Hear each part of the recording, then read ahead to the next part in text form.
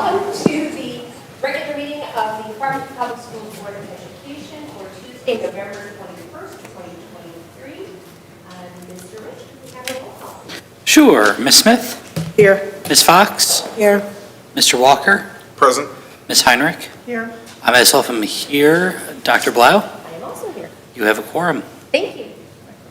Ms. Williams is not currently present. Do we know if she will be attending? We do not.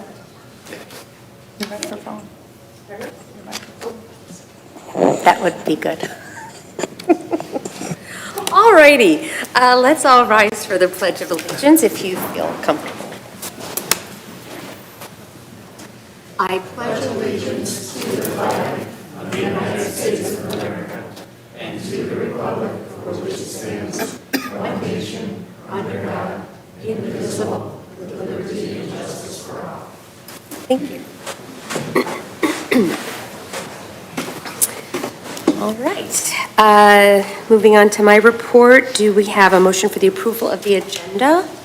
Yes, Ms. Heinrich. I move that the agenda for the regular meeting of the Board of Education, Tuesday, November 21st, 2023, be approved as presented. Support. Motion to approve the agenda put forward by Ms. Heinrich, seconded by Mr. Rich. All in favor? Aye. Opposed? Abstentions? Motion passes. Thank you. All righty.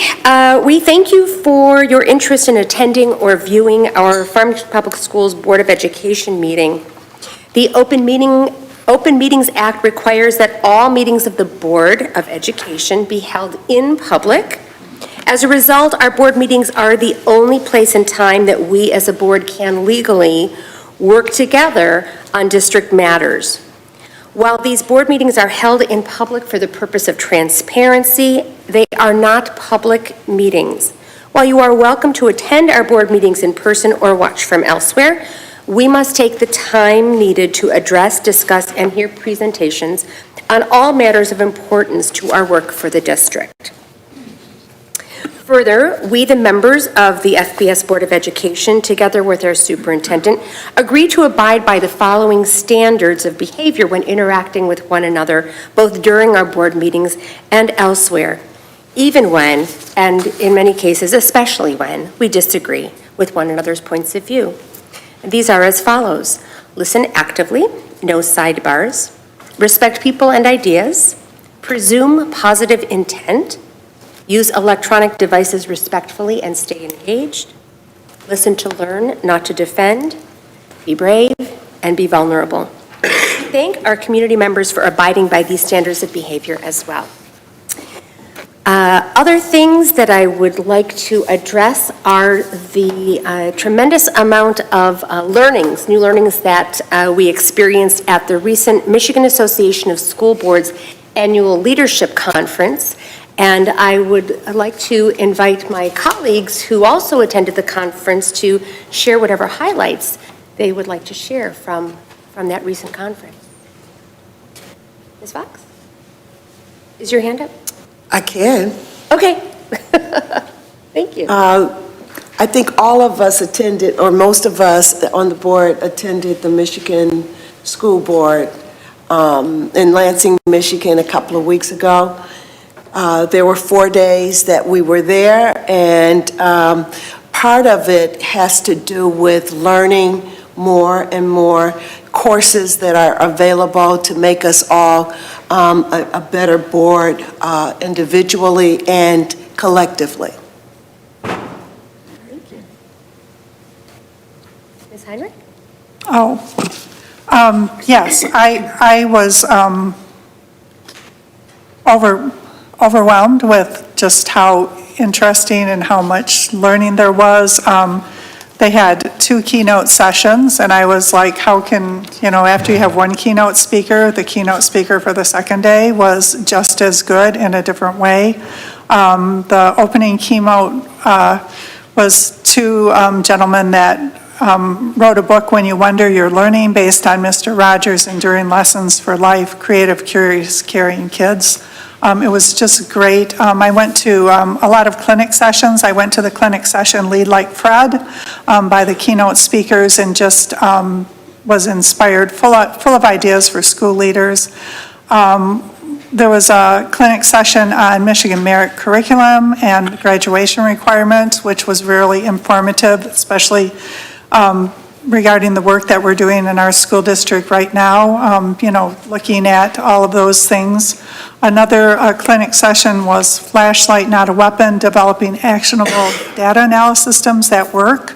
And they talked about different levels of data. And we learned about a new type of data, which is street data. And so we're going to be investigating that a little bit more. But that's getting into the classroom and encourage looking at all the students on the fringe and focuses on students.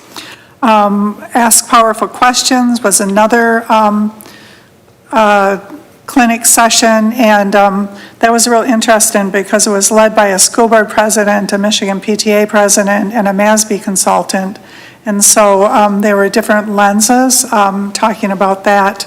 How to recognize and remove bias at the board table was another clinic session. And then on top of all those clinic sessions, they had MASB class or CBA classes. I attended one on board operating procedures, one on focus on student achievement. Talked about the importance of positive relationships with the superintendent. Talked about, and another one was a CBA class on creating trust, a key ingredient in school improvement. One thing that I noticed throughout the conference, Dr. Blau and Dr. Delgado gave a session on what we're doing in Farmington. And throughout the conference, we had our name badges on, and there were so many people said, "Oh, you're from Farmington. We just love what you're doing in Farmington. We learned so much," and it was really, "Oh, you're from Farmington. Well, we Traverse City modeled their cell phone policy after what Farmington is doing." And then there's opportunities to share information in all these sessions, and people would say, "Oh, tell me more about what you're doing in Farmington. I'm interested in that." And so we really were really received and really recognized in a positive light. So it was just it was a real good learning experience. And sorry, that's my 30 seconds. I'm done. Quite all right. That's quite all right. I have 2 pages of notes and I condensed it, so I could talk for the rest of the time. Sorry. It was really such an invigorating experience to be there with board members from throughout the state, sharing what's working, talking about our struggles and getting ideas from one another. But each of the sessions that we were in, and some of them we were in together, each of us had opportunities to stand up and share, "Oh, well, this is how we're solving that issue or addressing that issue in Farmington," or "This is what's working for us in Farmington." And so it was great to have some successes behind us as a board to be able to share those with others as models that they might borrow from. 5 of the 7 of us were able to attend the conference, and we were not playing. We were on deck by 7:30 in the morning until 9 o'clock at night, each of the evenings of this multi-day conference. So we really worked hard to bring back new knowledge, new understandings, and new skill sets. One of the sessions that was particularly encouraging, one was on the focus on student achievement for board members, how can we support student achievement, and also the session on the Michigan merit curriculum.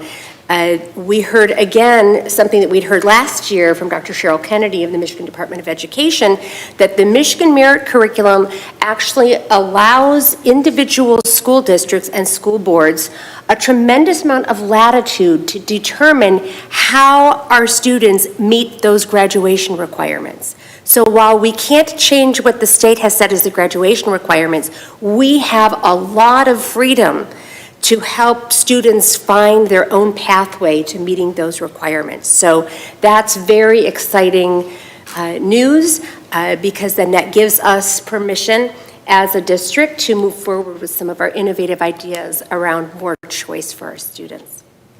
So thank you, colleagues, for sharing. We also had a very productive board retreat this past Saturday from 9 until 3, where we spoke a lot, or learned a lot, about Robert's Rules of Order and board operating procedures. We had presentations by both Deb Macon and Scott Morrell of the MASB organization, Michigan Association of School Boards, very highly skilled presenters who are helping to educate us around board operating procedures, what they need to include, and how to develop them. And we are in the process of forming an ad hoc board committee to begin working on developing our own board operating procedures. So more on that coming up in the future. Okay. Let's move on to items for the secretary. Mr. Rich. Thank you. The board has received communications regarding enrollment, assessments, goals, North Farmington's play Radium Girls, filing a complaint, scheduling of school plays, and Veterans Day. They were also informed about FEA member Desiree Harrison's experience on the NCTM Board of Directors and the Farmington Youth Assistance Oakland County Annual Meeting and Sponsor Appreciation Breakfast. The board acknowledges communications and responds when appropriate. A list of correspondence can be found in the board packet, accessible on the Farmington Public Schools website. Thank you, Mr. Rich. Moving on to our legislative update. Mr. Rich. All right, so just a few quick things. At this point in time, we have seen the legislature passing changes to the teacher and administrative evaluation law that has been approved by the legislature and has been sent to the governor's desk. It's expected that she signs it. Just for reference, about 20 other Senate bills were referred to the governor today, just after the actual processing has occurred. So it might take a little bit of time. However, it's now the end of that legislative session. So we're now just looking at it moving forward, and this would go into effect on July 1, 2024 for the 24 and 25 school year. Just one brief thing at this point, the state legislature has adjourned for the year. They will officially return on January 10th. And so this means no further work can be done this year and starts that 90-day clock on bills that were not given immediate effect when becoming law. So it starts that clock now instead of at the end of the year. Awesome. Thank you very much, Mr. Rich. That's good news that that legislation around teacher and superintendent evaluation passed both houses. That's awesome. All right, thank you. Moving on to our district updates, Dr. Delgado. Thank you, Dr. Blau. Good evening, board. Good evening to our public.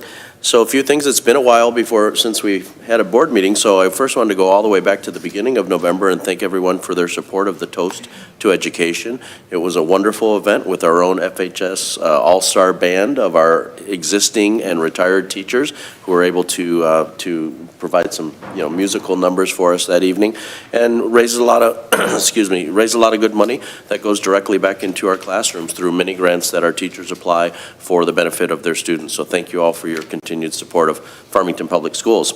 We have achieved reaching the first marking period. If you've been a teacher, you know that if you can make it to Thanksgiving, you're in good shape.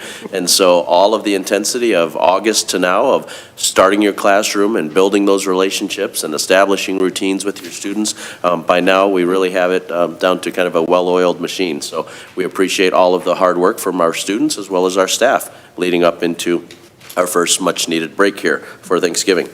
Had the opportunity to attend a couple of things that are just representative of the beautiful diversity in our community. Kenbrook, I want to congratulate them on their second annual multicultural festival. It used to happen before COVID and they brought it back and the parents were so excited, as were the students. The students were able to set up tables representing their cultures, their countries of origin, sample food as well as some entertainment. I know we do that in a few of our schools, but Kenbrook was really proud to bring that tradition back. We also last Friday night had a Diwali celebration from our, it was over at Hillside, but from our Indian community, and so just a wonderful festival of lights to celebrate the great holiday of Diwali, and we have so many members of our community that celebrate Diwali.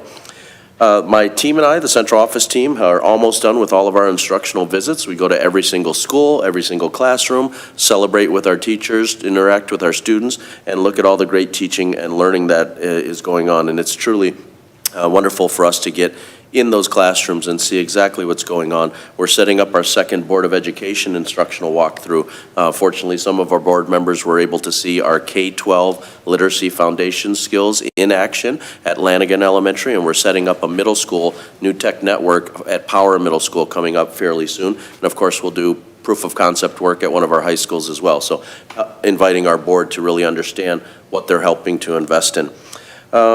Want to make a special announcement. Congratulations to our orchestras. So this past Saturday, November 18th, the Farmington Public Schools Orchestra Program had a very successful return to an annual program called the Day of Strings. A lot of things happened before COVID, and now they're back, and we're excited. We had over 400 orchestra students in grades 6 through 12, attended one of two different sessions at North Farmington High School. In the Day of Strings, they play in large ensembles with students from across the district. They have guest conductors and clinicians leading sectionals and rehearsals. They are adjudicated and get some feedback from professionals in musicians around the state of Michigan. So we're really happy for the support of all of our teachers. Ian Emerson and Caitlin Mahalko really spearheaded that and brought that back for all of our students. And so this will be yet another annual tradition. Speaking of the talented students that we have, we're looking forward. You just heard a reference to Radium Girls at Farmington High. at North Farmington did Radium. Farmington High School has their play The Election, is going to be slightly postponed. It was supposed to be December 1st and 2nd. It's going to be postponed until January. But the students are really ready for that and getting ready and want to put a good show on after Thursday. And then just the last thing that I wanted to mention as we step into the holiday season is just the tremendous amount of support that we have in this community. There's so much giving from so many different organizations in this community, and it's right here in this building we support our students and staff and families as well. So right in this building we have the Community Support Services department that includes Farmington Youth Assistance.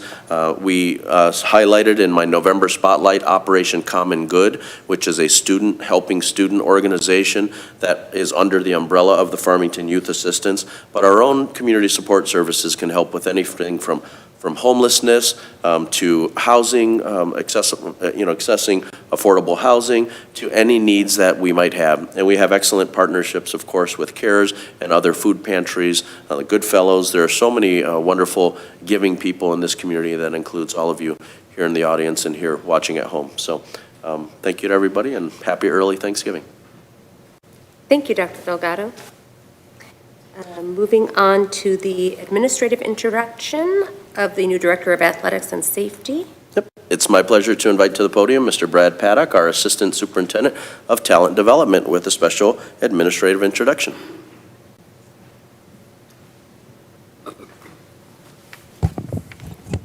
Thank you. Good evening, Dr. Delgado and the Board of Education. It is a pleasure to enter into our Thanksgiving break. Thankful that when we needed to fill the Director of Athletics and School Safety leadership position mid-year, we could turn to the talented and dedicated FPS leader from within to take on the challenge. The approval comes later tonight as an action item. At this time, I would like to ask Allyson Robinson to please come forward and join alongside me as I say a few words of introduction. Allyson earned her Bachelor of Arts in English from the University of Michigan and her master's degree in curriculum and teaching from Michigan State University. Allyson has served as the principal of Power Middle School since 2015.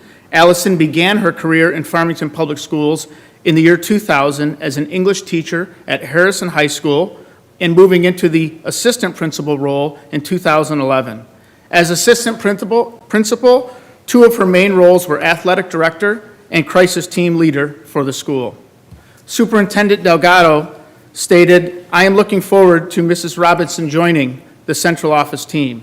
Her building level leadership at both the middle school and high school levels provides her with a unique perspective to support the athletic continuum, and her experience with safety and security will enhance the excellent infrastructure and training we have in place here in Farmington."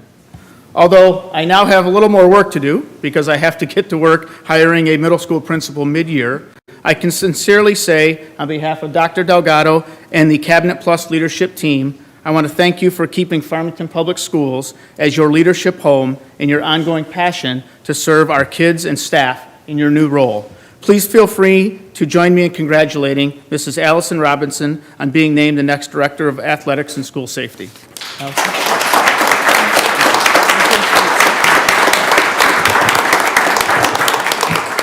Thank you. I want to start by thanking Mr. Paddock for the wonderful introduction. Thank you to the superintendent for believing in me and helping me along with this position. Thank you for the board. Thank you to the board as well. I want to thank my husband, who's been in Farmington Public Schools now 22 years as an educator here, and this is my 24th year here. So I love this community. I love the schools. I'm excited to take on a new challenge and a new role and continue serving kids and serving families. So thank you very much.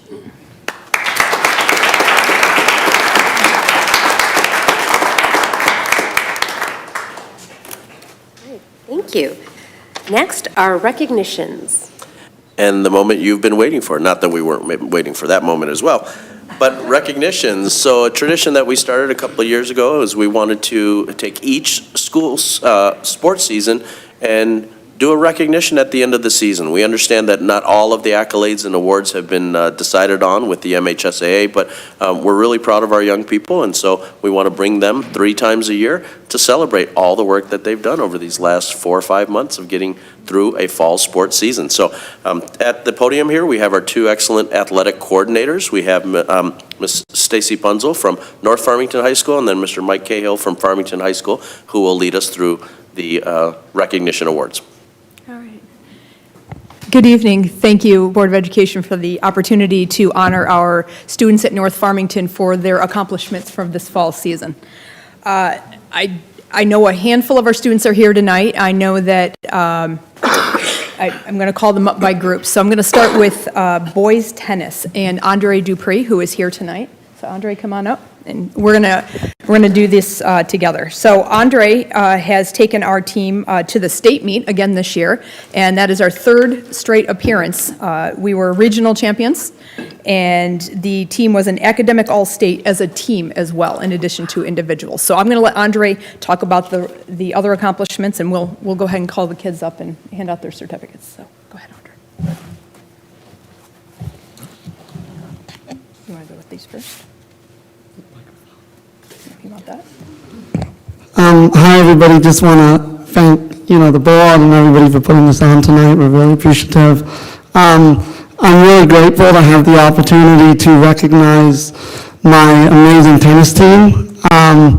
As Ms. Penzel just said, there really is a laundry list of accomplishments. The boys have a lot to be proud of. Before I speak further, I'm going to welcome Jack Weingarten and Nick Sign, come on up.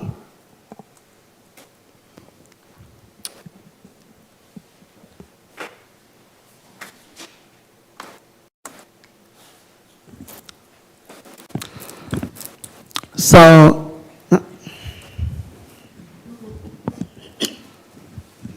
Jack and Vic, just want to say thank you so much for representing your team.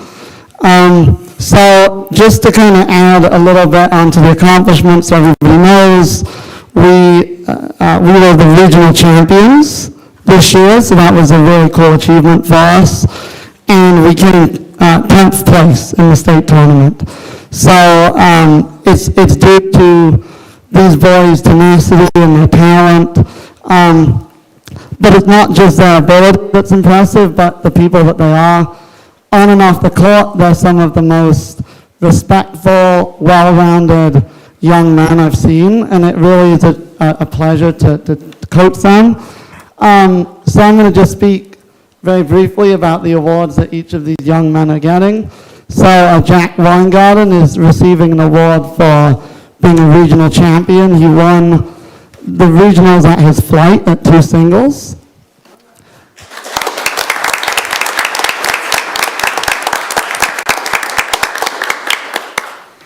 As a member of the regional team, of which had a GPA of well over the requirement for the all-academic state, a 3.25. Ours was way over. So Jack was part of that team, so he also gets an all-academic award. So congrats.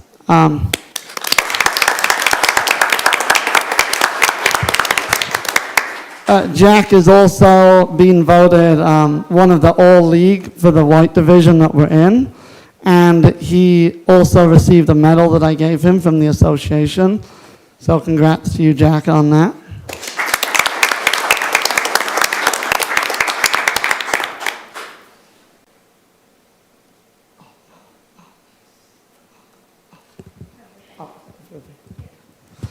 And then for Vic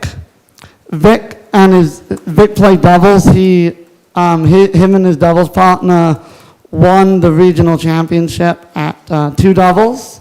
So, yeah, let's give him a round of applause for that.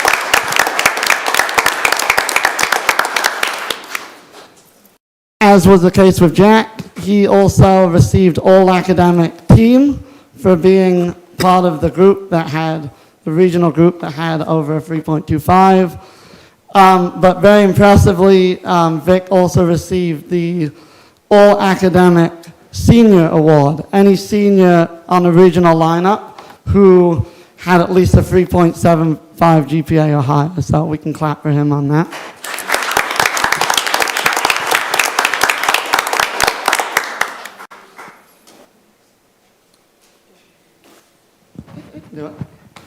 So yes, congratulations, boys. I'm also going to read off the names of some boys who couldn't be here who also won awards. So winning the All-League Individual Athlete Honorable Mention for singles, our one singles player, Avi Meltzer.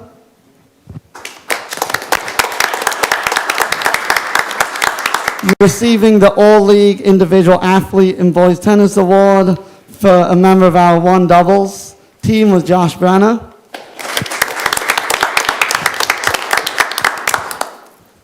We have a malfunction with the microphone. Winning his doubles partner, Seth Cohen, was also All-League. Yeah, so clap for him.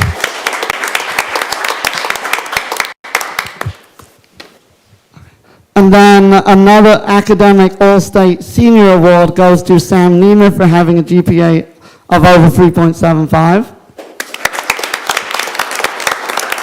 And then we have another academic all-state senior award going to Ayan Shah. Thank you so much, and congrats again to the boys tennis team, and congrats to Jack and Vic.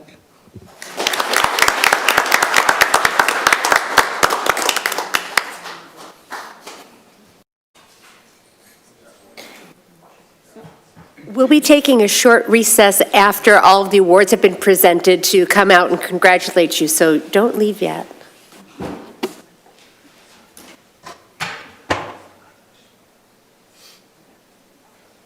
I guess the technical. Yep, I think we got it. All right, next on our list tonight from North Farmington is the girls' golf. Coach Bruce Sutton couldn't be here tonight, so if Alexa or Addison are here in the crowd tonight, you guys can come on up.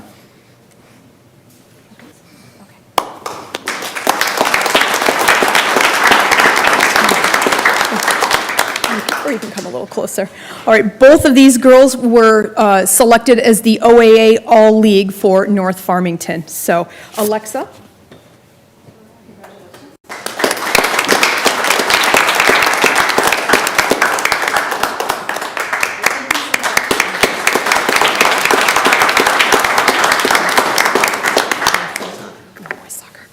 All right, for boys soccer, we have a two-part award. Two awards will be given tonight, and then at the winter meeting, we have a couple awards that came out later, past our deadline. So for boys soccer, Erica Rust couldn't be here tonight, so in her place, I would like to call up any boys soccer players who might be in attendance.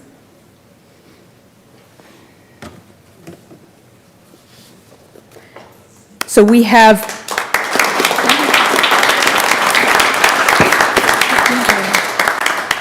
have academic all-state awards for tonight, and then we have the OAA All-League at the end of the winter. So there might be a couple more awards for the boys. So Surya Pugazandi, did I get that? I practiced. Congratulations on your academic all-state. Each sport has a different GPA requirement for the academic all-state, usually somewhere 3.5 and higher. So all very, very impressive. So here's your certificate tonight.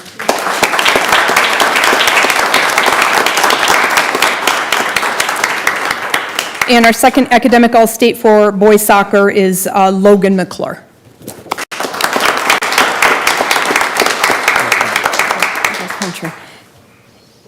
So if anyone from the boys and girls cross-country teams are in attendance, please come on up.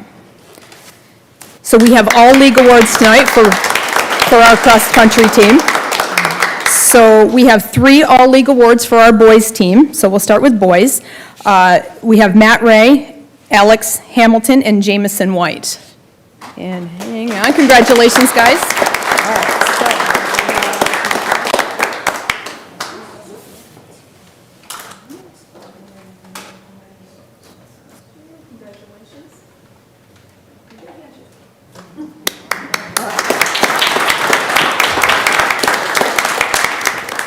and we have 2 girls all-league awards this year. We have Sarah Stein.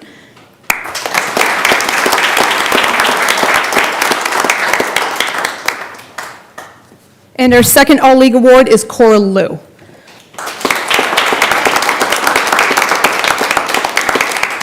And as mentioned before, the football, volleyball, and girls swim will have their awards at the end of the winter season. Thank you so much, cross-country team. Thank you for the North Farmington students in attendance tonight.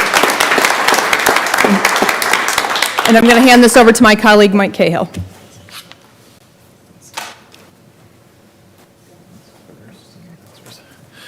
Hi. I want to thank also Dr. Delgado and the board for having us tonight and give us the opportunity to celebrate these wonderful student athletes. It's a wonderful tradition, and I'm glad to be a part of it. We have one coach in attendance as well, also a tennis coach. Tennis is representing well tonight, so good job, everybody. It's funny, I had to double check how to pronounce his last name because to everybody he's TK, but it's Mr. Tom Kuskowski, right? He's TK. So Mr. Tom Kuskowski, TK, can you come on up?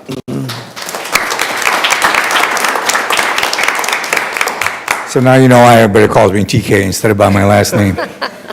I'm happy to be here today to recognize our tennis team for their academic accomplishments. I'm going to call Angelo Giannini up here. He's one of our co-captains, and I'd like to have him accept the Academic All-State Team Award. Our team average is 3.8, which is far exceeds the guidelines, so we're very happy. And I'd also like to mention that this is the 16th consecutive year that we've gotten Academic All-State. So congratulations to the boys.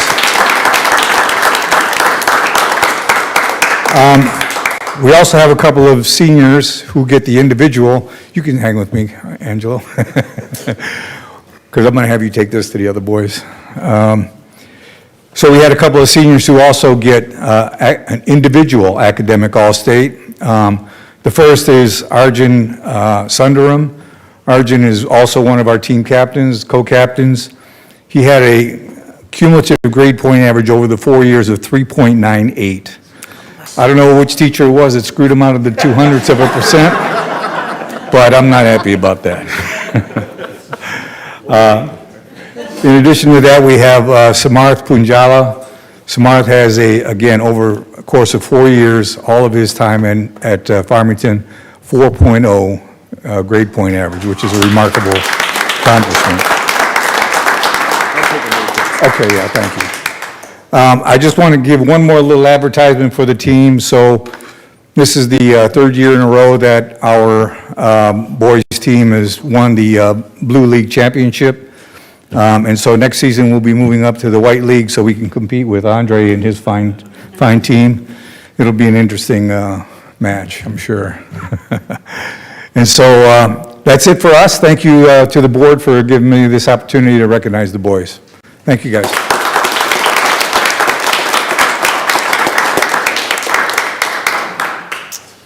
Okay, next up we have boys soccer. Are there any soccer players here? Okay, I'd still like to recognize their achievements. We have 3 young men who are recognized for their academic all-state status as well. So our first academic All-State individual athlete in boys soccer goes to Shreyas Narayanan.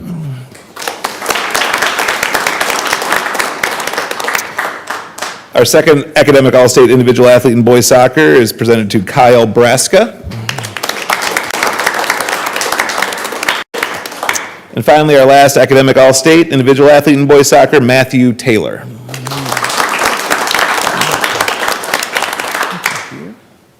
Next up, we have volleyball. Any volleyball players here by chance? Okay, so volleyball, we also have academic All-State. As Ms. Punzel said, some of these league and region awards are coming out later, so we will wait to see about those. But our two academic All-State award winners in volleyball include Sarah Weber.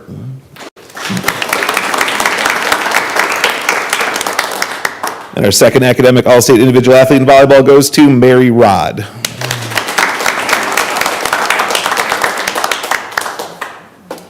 All right, next up we have football. I know we have at least one football player here. Can we come on up? Oh, good, we got two. Nice, excellent.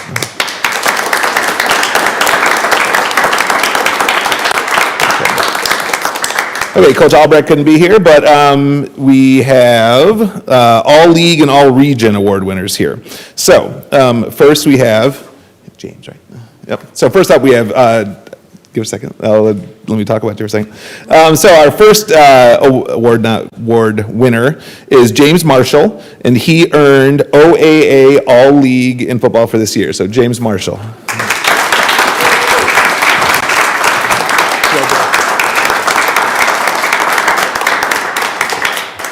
All right, next up, we have Mikey Woods, and he is he was awarded both All League and All Region. So, Mikey Woods, come on up.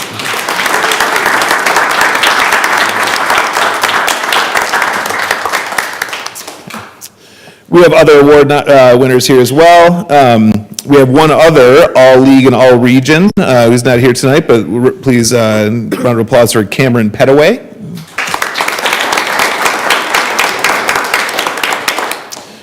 Next, All League in football, Owen Madison.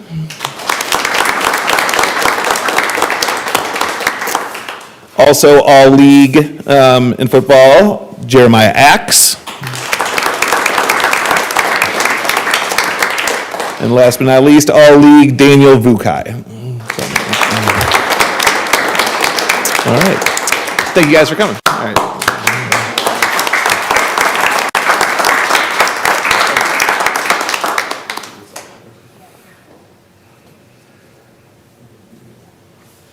Next up, we have cross country, and Coach Auer couldn't be here, but he did text me some thoughts. So I'm going to read.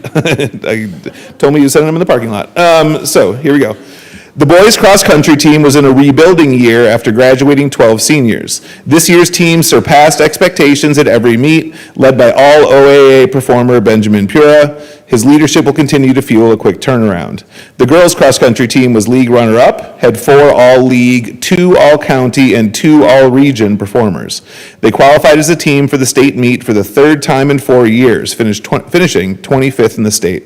We return all 7 athletes from this year's team and hope to make it 3 years in a row next season! Exclamation point. So, team award. There you go.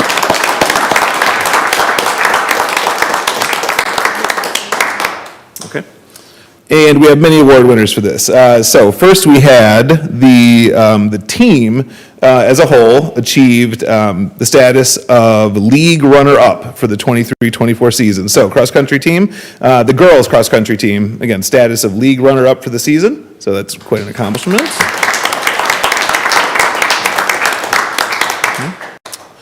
Okay, now for the individual awards, in recognition for being, first, I'm sorry, are there any cross-country boys or girls cross-country athletes here? Okay, good. In recognition for being named an all-league individual athlete in cross-country, first award winner, Ben Pura.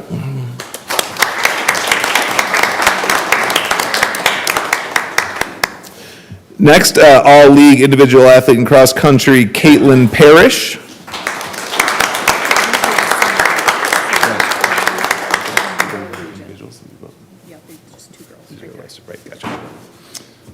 Okay, next we have a double award winner, a multi-award winner, being named an all-league individual athlete and an all-Oakland County individual athlete.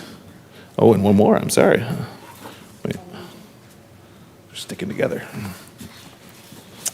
And all-region individual athlete, Catherine Steele.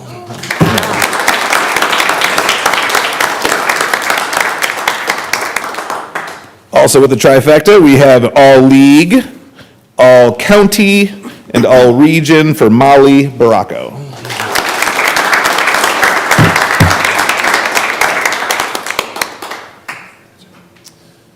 And finally, we have one recipient of an award in golf, and so we'll close with girls golf. And this young woman, Venetia Chapp, was named All-League, All-County, and All-State in golf this year. So Venetia Chapp, All-State.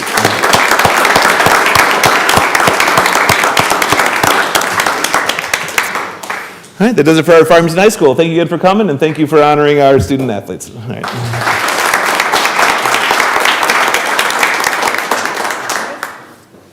We will take a 5-minute recess so we can come and congratulate you.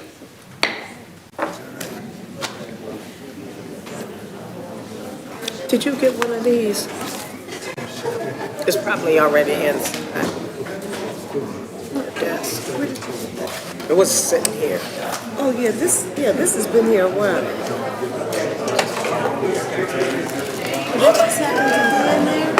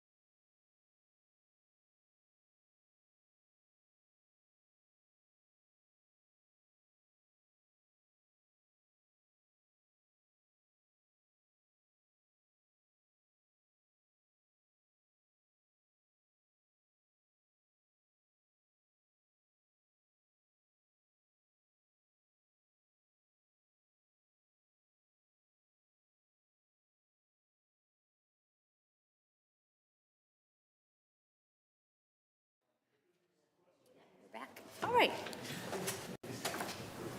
Fabulous. We will call this meeting back to order. Thank you.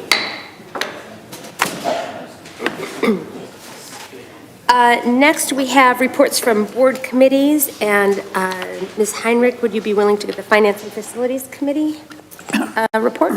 Yes, unfortunately, Chair Ms. Weems was unable to attend tonight. So the Finance Committee met on November 15th. Present were Chair Ms. Weems, myself, and Trustee Ms. Fox. The first thing we talked about was the AED replacements, and what happened is that all the AEDs in the buildings have reached the end of their life.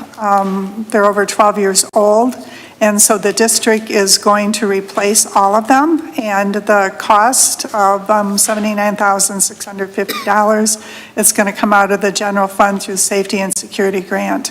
One of the things we asked was if there were enough AEDs in the buildings, if we needed to add any to them, and so we were told that they've been inventoried and we're in good shape.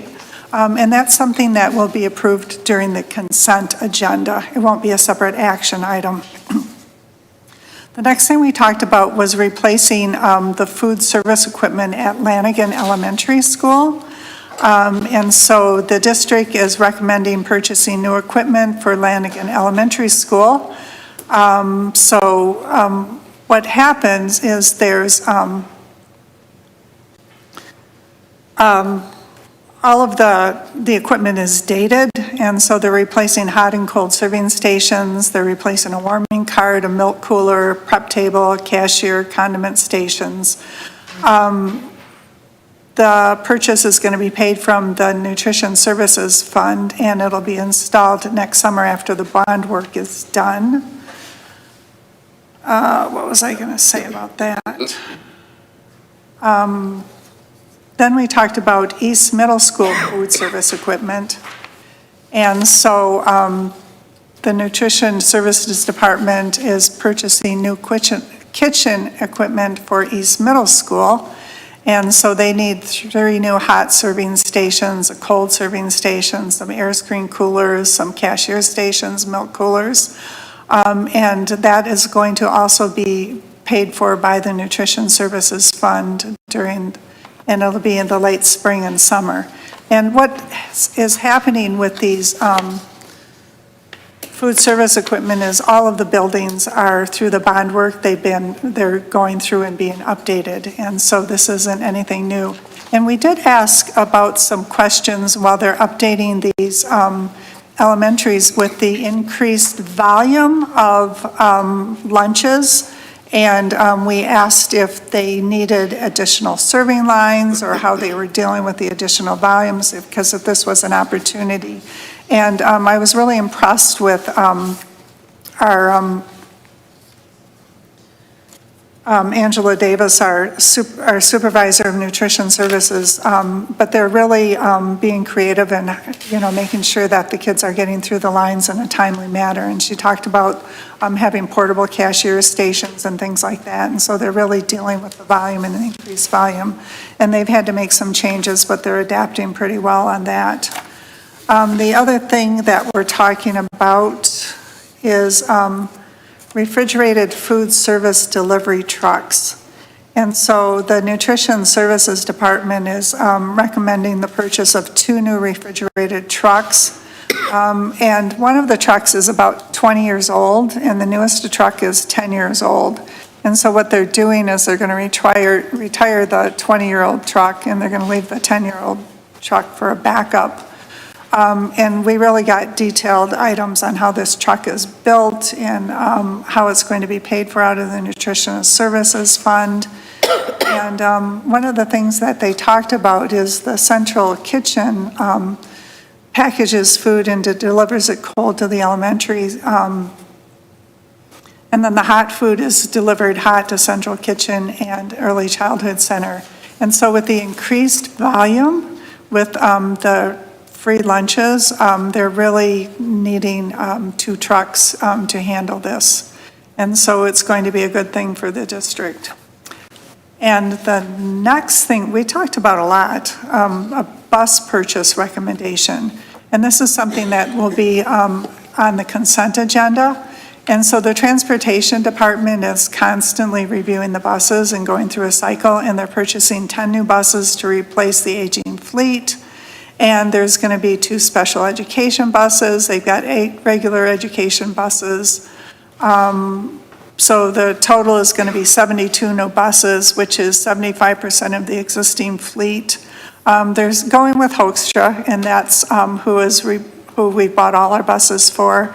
And the old buses, I think, are going to be the ones that can be used for parts. They're going to save for parts. And then I think, Mr. Barth, you sell off buses that we can't. I'm not supposed to ask questions to you while you're sitting there, but anyways, if he reports on that, that's going to be on the consent agenda. And one of the things we asked about, it's like, because, we've heard about electric and grants and things like that. So we're making sure that Mr. Barth is doing his due diligence, and he has checked into all of these things, and sticking with the types of buses that we have right now is in the best interest of the district. And so that's, he was very, did his research on that. And the last thing we talked about, and this is going to be a discussion and an action item, is a 10-passenger van purchase recommendation. And the reason that it's going to be discussion and action is these vans are hard to get.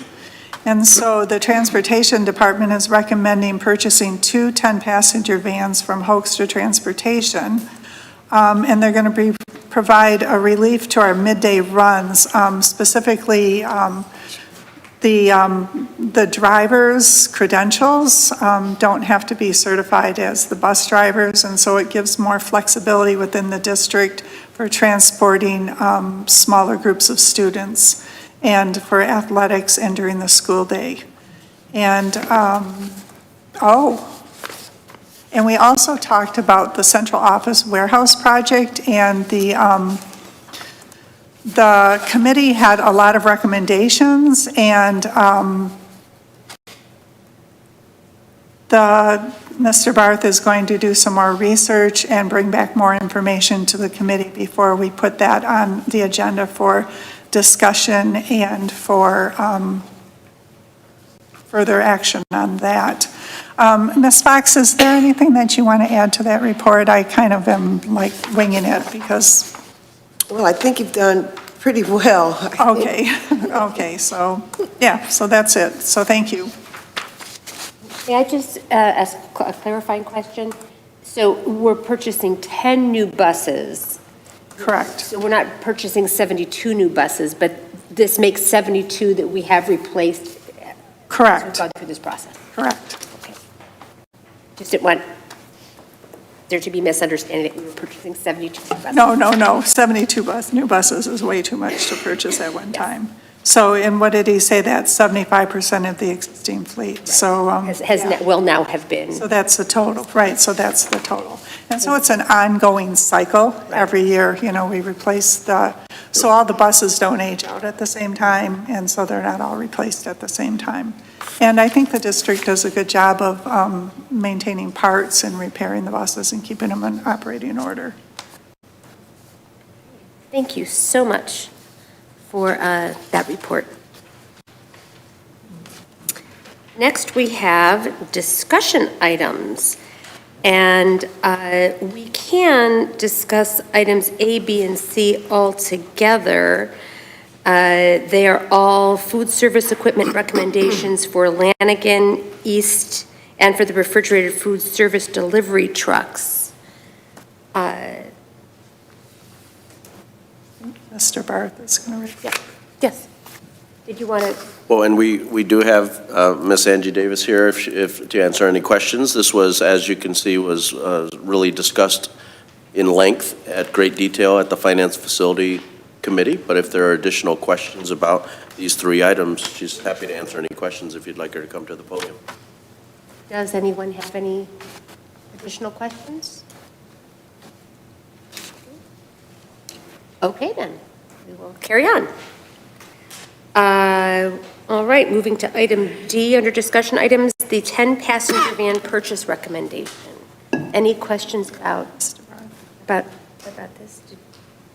Same thing, Mr. Barth is here. Again, we discussed this quite extensively. We know the urgency with the discussion and the action for these. We've been trying to get these for many, many months, and I think construction of them are well over a year out, year and a half, and so Hoekstra has a couple available, and we're strongly recommending that we try to grab them if we can to help with our midday runs. But Mr. Barth may be able to elaborate a little bit more if the board has questions about the 10-passenger vans.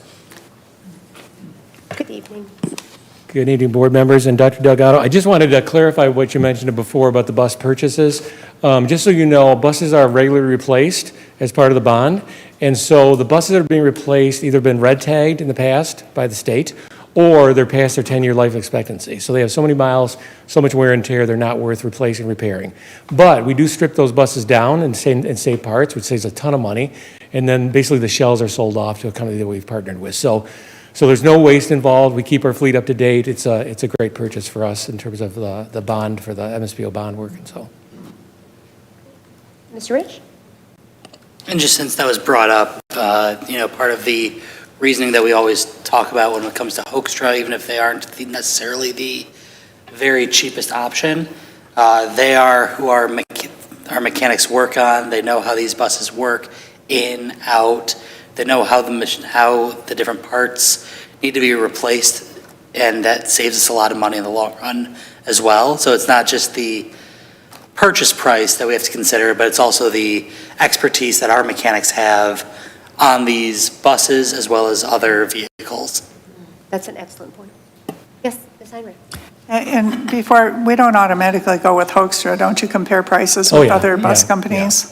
Yeah, so just because Hoekstra has provided it in the past, we don't automatically purchase from them. We don't have to pick a low bid, obviously, but because, like Zach had said, there's so many advantages to going with Hoekstra. They've been partners for years, and they supply great prices on parts, replacement parts. They service as well. The buses were not that much more expensive than the low bid. We just feel more comfortable in going with Hoekstra this time around. So I did want to touch base, too, that it was mentioned about EV vehicles. We did look at that. We've looked extensively at that. We've met with companies that sell you, they sell you the world, but that's really when you look at it deep down, right now is not the time. When you think about what a bus does, you're adding a lot of weight. You're doubling the weight of the bus. It was 24,000 pounds. Now you're making almost 50,000 pounds. That's wear and tear on the buses, wear and tear on the roads. They're not real dependable in heat or cold. So we're just sort of waiting to see how this plays out. It's probably the best interest of the district, and we can get these buses at a great price. EV buses are very expensive too. So I think there's about 24 now across the state that have been purchased, and none of them are running right now. So we just want to wait and see how it all plays out, quite honestly.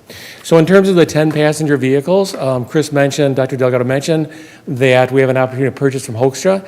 They had 7 of these vehicles that they really wanted to lease, but because 5 were taken up really quick on those lease, because people want these things, size-wise, we decided to jump at the opportunity. We asked for a quote for the purchase of these vehicles, which we got from them. And so in comparing across the country, they're very hard to find. It took me about 2 hours to find comparables, but I got quotes for two other vehicles, and it's right around the same price. I see the lowest of the 3. But to find these vehicles is almost impossible, because this is a size vehicle that DHL wants, that Amazon wants. They're chomping at the bit to get these 2 vehicles, so that's why it's an action item tonight. They'll be purchased out of general fund, the amount of $149,650. I think you've got the write-up. What's interesting about these vehicles, they're built from the chassis up. So they're built for students, basically. They're outfitted for students with the seats, the safety belts, all that kind of thing. And so we're looking to purchase these vehicles for highly functioning special needs students midday. Generally, it's 1 or 2 students. They take a whole bus. They go over the district.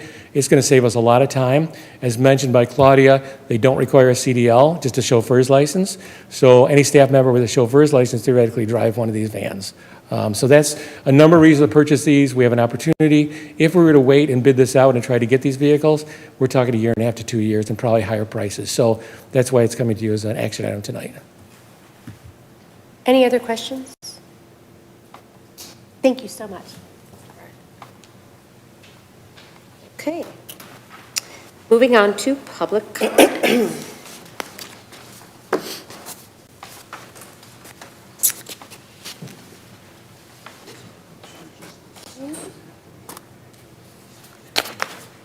I'd like to remind everyone, both at the board table and in our audience this evening, that Again, our meeting is held in public, but is not a public meeting, and for that reason, we will listen attentively to all public comment, but we will not respond this evening. We are happy to engage in conversation with you at another time. So if you'd like to explore any issue or concern further, please see us after the board meeting or email us or call us, and we'd be happy to set up a time to meet with you.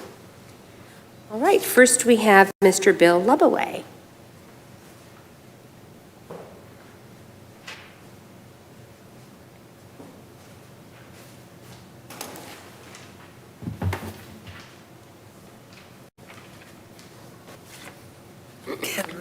Good evening.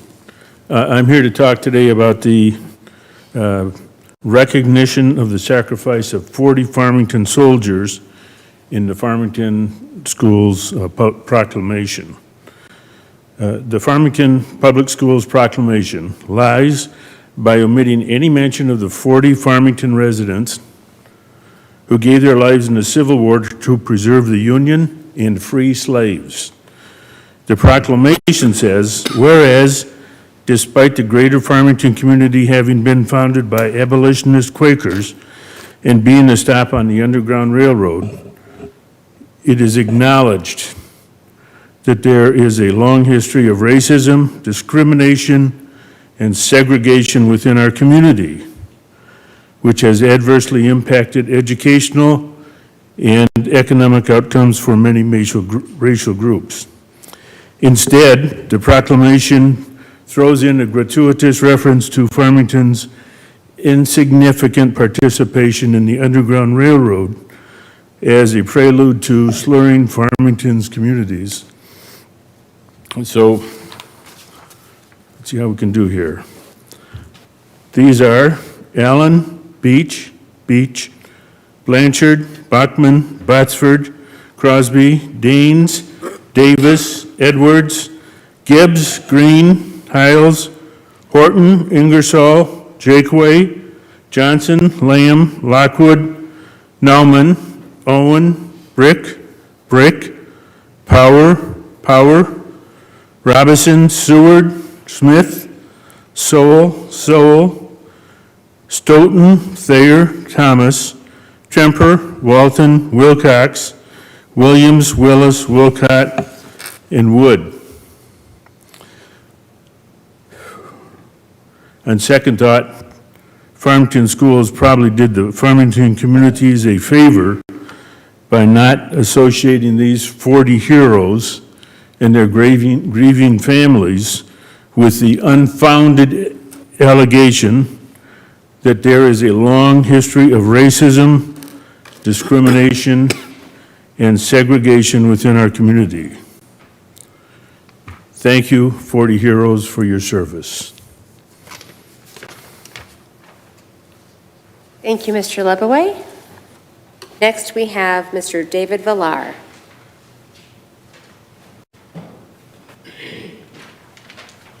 Good evening. Good evening. All right. I want to really encourage our community to recognize the present day accomplishments of our students as you guys did, earlier. And for that, we need to encourage more parent participation, more community participation in a constructive way. One of the recommendations that I have is for conservative voices in the community to ask instead of telling the rest of the community what they need to do and how they need to do it. That has been a longstanding issue in our country and in our politics. A lot of times, more of the arch conservative type voices tend to think that they know what's best on behalf of the rest of the community, and they're not asking the rest of the community before they make those kind of declarations. With that being said, for instance, speaking of the Civil War, it is true that there were people 170 years ago that were present to, defend the Union against Confederate encroachment and destruction of our country. But that doesn't mean that there wasn't also segregation and racial prejudice throughout the Farmington Hills and surrounding communities afterwards. So this is a good example of how history is being taught in a way that is unbalanced. We have to stop thinking that one thing negates the truth of another. That's something that, we need to make sure that our children are learning in school, for instance.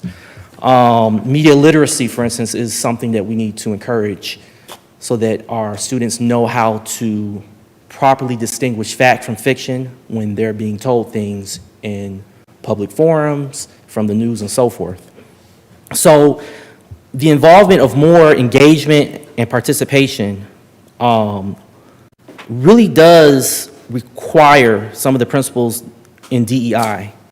And we need to do away with political and conspiratorial rhetoric, less speculation and partisanship, and no more revisionism about the past. We've, as a country, have gone through way too much of that, and it's caused too much division. What has happened in our society, there's a lot of racism that has come and gone. There's still racial issues that need to be addressed. There's a racial disparity in our society and in the school district that needs to be addressed properly. And I will say that as a school board, we are making efforts. But again, the communities, the parents, getting their point of view and not simply going along with what we think might seem the easiest route and not going along with what seems to be the most partisan and hyperbolic and most provocative commentary. We need to do better than that. So, thank you. Thank you. Mr. Eugene Greenstein?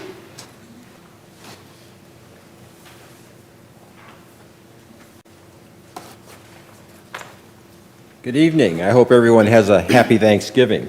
The published agenda for Saturday's board retreat did not reflect what happened. In particular, I would have come if I had known there was going to be a presentation on my favorite topic, academics, in the afternoon. But I didn't know. It wasn't published, wasn't on the website. I think there's an Open Meeting Act requirement. Anyway, I had a useful meeting on literacy with Kelly and Margaret. It appears that good progress is being made on phonics with the K through 2 group. In particular, metrics are being developed. If I understood the discussion correctly, all the demographics were moving forward at about the same rate. And this type of data will mature over the school year. This is particularly promising as last year's test data showed major variances based on demographics in between schools. There, to my knowledge, has not been an analysis as to what causes those variances. Learning requires problem solving. The schools need to walk the talk and do the problem solving. The major issue that doesn't appear to be resolved in dealing with literacy issues is the upper grades. In particular, what are we doing to remediate the 40% lack of grade level reading in our senior class?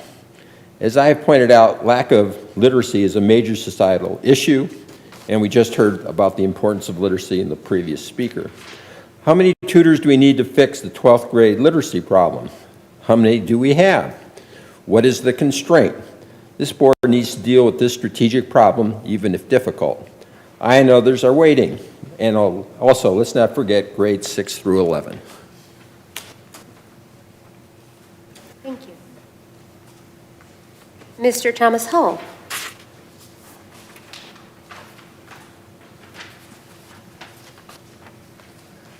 Good evening. Want to first just address the elephant that has been plaguing our, that's on the news, that's current events or whatnot. We shouldn't be getting a lot of information through like the public media and everything like that, especially with the coaches situation that has recently just happened and in the Farmington school district. And I know that the district has addressed or sent out a email about it, communication about that. But there are so many different questions as are we doing the things that we're enough to protect our young athletes that see these kids on an everyday basis. I'm getting phone calls and everything about what's going on with Farmington. I'm afraid to send my kids there, make sure they're properly vetted or whatnot, and we need some more transparency instead of just getting information from the news. our networks and everything. We need some type of assurance and transparency that this is being done. Also, to switch the points too, as for the literacy rates and for the all the achievement gaps or the grade gaps with the Farmington School, especially for the minority children, we have many people that always have great suggestions and everything, but we need their help, as in for volunteerism to try to make this problem reduce. I know we can just say, well, it's not our job because this is what we pay educators for, but we do need to take control of any kind of society. If members need to be more vested, as in, what can I do to help? Because we can always just come back and say, hey, they should do this, they should do that, but we are the they, okay? And we need to recognize that for everyone. And we just need to just know what's the problem. I hate going around and everybody's looking at something that needs to be done, and nobody doesn't grab a broom and start cleaning up the mess or start to do what needs to be done. And they say, well, it's not my job. I'm not a custodian, so I don't clean up that mess. It's somebody else that's working. And I just think that we, as just a community, that we just need to take more ownership and do what's needed to be done. Thank you. Thank you. Is there any additional public comment?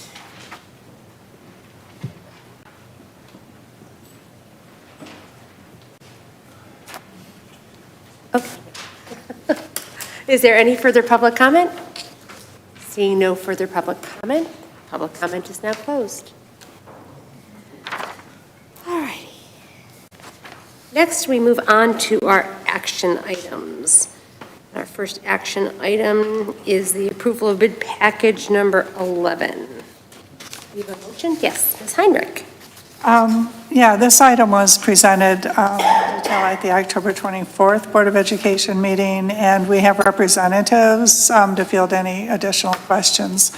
I move that the Board of Education approve bid pack number 11, contract award recommendation for construction bids for renovations to Warner Middle School, Farmington Central High School, Farmington Early Childhood Center, and Farmington High School with bid alternates as presented in McCarthy and Smith's award recommendation letter for bid, including hard construction of $7,242,355 and construction contingency of $724,236. This project award recommendation equals $7,966,591,000, with funds to come from the Capital Projects Building and Site 2020 fund as presented. Support. Motion by Ms. Heinrich, supported by Ms. Smith, to approve bid package number 11 for Warner Middle School, Farmington Early Childhood Center, and Farmington Central High School. Any discussion? Seeing none, could we have a roll call vote, please? Yes, you may. Thank you. Ms. Smith? Yes. Ms. Fox? Yes. Mr. Walker? Yes. Ms. Heinrich? Yes. Myself, I'm a yes. Dr. Blau? Yes. Motion carries. Wonderful. Motion passes. Right, next we have the approval of the annual audit report. Mr. Walker? I move that the Board of Education approve the 2022-2023 annual audit report as presented. Support. Motion by Mr. Walker, supported by Mr. Rich, to approve the annual audit report. Is there any discussion? Seeing none, let's move to a roll call vote, please. Ms. Smith? Yes. Ms. Fox? Yes. Mr. Walker? Yes. Ms. Heinrich? Yes. I myself am a yes. Dr. Blau? Yes. Motion carries. Motion carries 6-0. All right. Next, we move on to our approval of the 10-passenger van purchase recommendation. Ms. Heinrich? I move that the Board of Education approve the purchase of two 10-passenger vans from Hoekstra Transportation in the amount of $149,650 with funds from the general fund as presented. Support. Motion by Ms. Heinrich, supported by Mr. Walker for the purchase of two 10-person passenger vans. Any discussion? Seeing none, let's move to a roll call vote, please. Ms. Smith? Yes. Ms. Fox? Yes. Mr. Walker? Yes. Ms. Heinrich? Yes. I myself am a yes. Dr. Blau? Yes. Motion carries. Okay. Motion passes. Next, we have the approval of the Director of Athletics and Safety recommendation. Yes, Mr. Rich. I move that the Board of Education approve the recommendation of Allyson Robinson as Director of Athletics and Safety. Support. Motion made by Mr. Rich and supported by Mr. Walker to approve the recommendation of Ms. Allyson Robinson as Director of Athletics and Safety. Any discussion? Seeing none, let's move to a roll call vote, please. Did you want a roll call or a vote on this, or voice? We're going to do a roll call vote. Okay. Yeah. Ms. Smith? No. Ms. Fox? No. Mr. Walker? Yes. Ms. Heinrich? Yes. I myself am a yes. Dr. Blau? Yes. Motion carries. Motion carries. Congratulations. Next, we have the approval of the interim principal at Power Middle School recommendation. Yes, Mr. Rich? I move that the Board of Education approve the recommendation of David Tucker as the interim principal for Power Middle School. Support. Motion by Mr. Rich, supported by Ms. Walker to approve the recommendation of David Tucker as the interim Point of principal. clarification, it was Ms. Heinrich that supported, Oh, not Ms. Walker. I sorry. support it. Thank you. Motion by Mr. Rich, supported by Ms. Heinrich. Sorry. I married you too off. Motion to approve the recommendation of David Tucker as the interim principal for Power Middle School. Any discussion? Yeah, taking on principal of a middle school is a big job, and I just want to thank Dr. Delgado for bringing in a qualified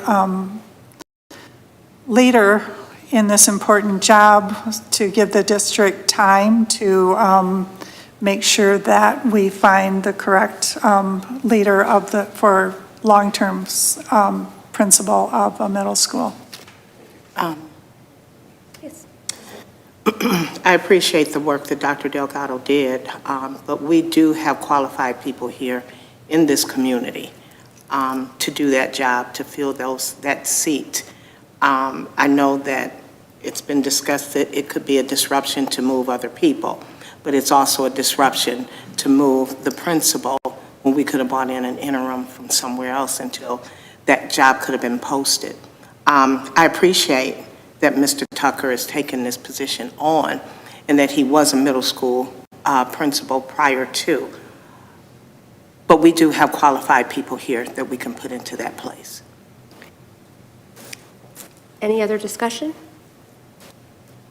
Seeing none, let's move to a roll call vote, please. Ms. Smith? No. Ms. Fox? Yes.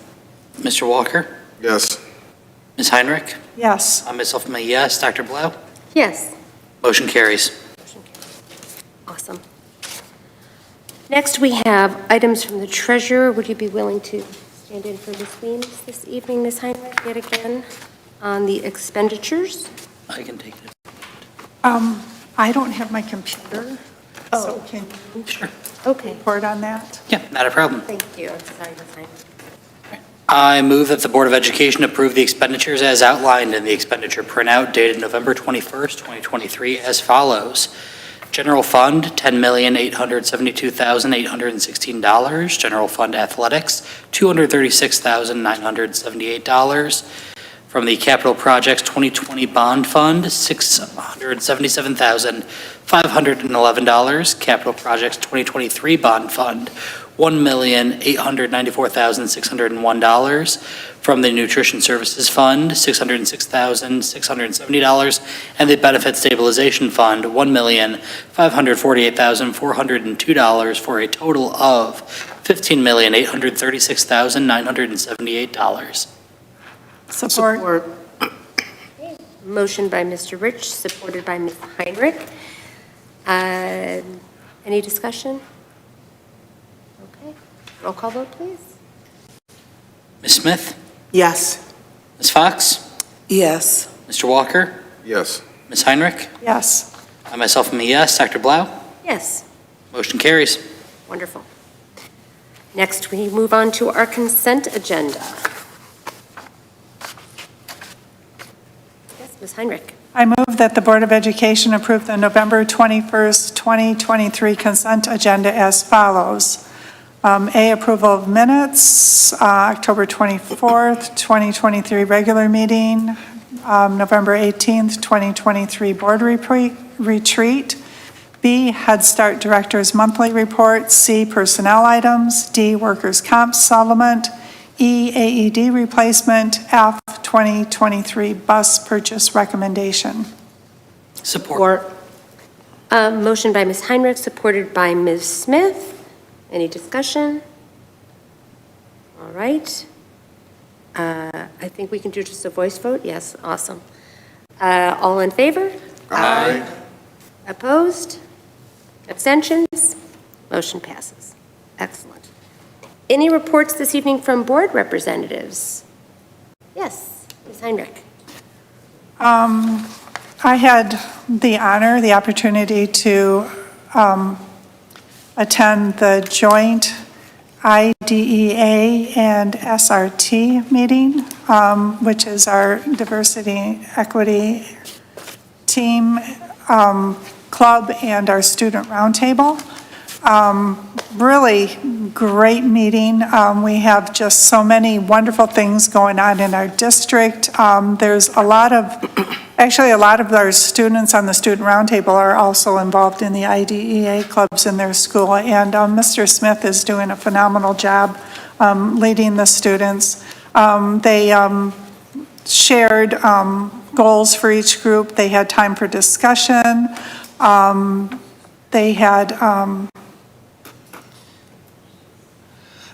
had a time to actually break out into breakout groups and talk about reimagining high school, which is something that we have a committee doing. And it was just really interesting just to hear the students as far as their ideas and the things that they're doing and the things that are coming from these wonderful individuals.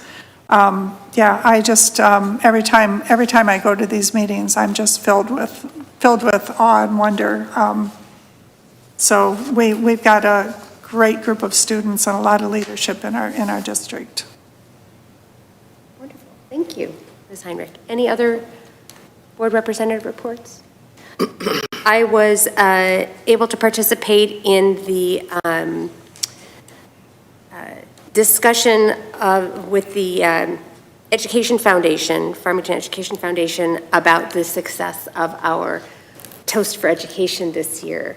And it was really a labor of love that came together because of the efforts of so many. And thank you to everyone who joined us that evening, and particularly the volunteers who helped make it happen. So there's that. And then also I was able to attend the PTA meeting, and it was exciting to collaborate together with other members of our district and our parent community around positive initiatives for our students. So exciting to be a part of that work as well. And if there are no other board representative reports, then we are adjourned. Thank you.